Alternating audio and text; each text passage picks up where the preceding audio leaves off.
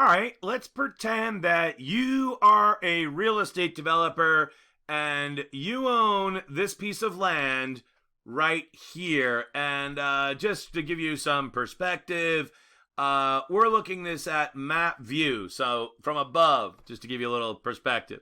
You're the real estate developer. You own this piece of property here.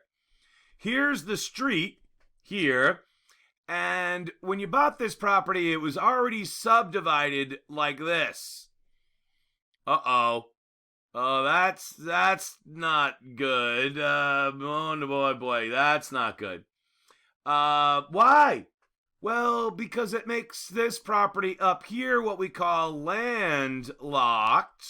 Landlocked. In other words, there's no practical way to get to the street.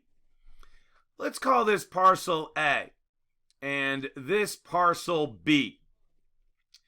So in this situation here, what do? Well, you go to your attorney, because you're a real estate developer. You go to your attorney and say, hey, attorney, I want to build a house here and then sell it off because I'm a real estate developer. And I also want to build a house here and sell that off. Real estate the attorney looks at the diagram that you made and says, okay, no problem. What we'll do is write an easement into the deed so that you can build the driveway up to connect to the first house, and then you can build it up and connect it to the second house. And the attorney's going to write this into the deed. And it'll be written a little bit fancier than this, but let me just say effectively what it's going to say.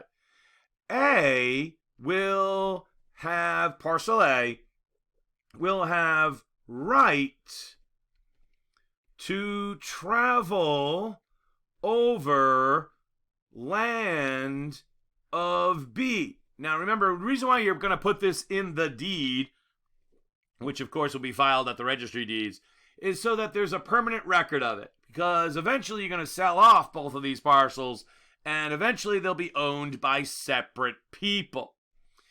So you want to have it locked in so that perpetually, forever, as a right, so A has the right to travel over B.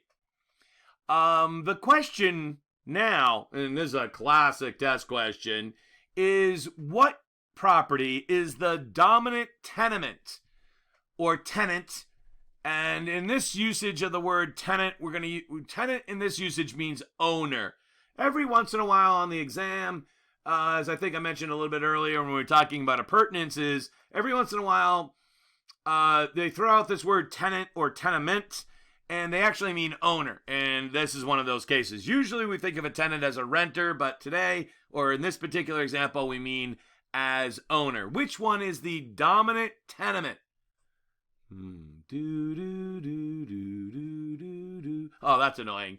Sorry about that. The answer is A is the dominant tenement because they have the right to travel over B. The right to travel over B, therefore A is the dominant tenement and B is the subservient tenement in a shared driveway situation. Classic test question.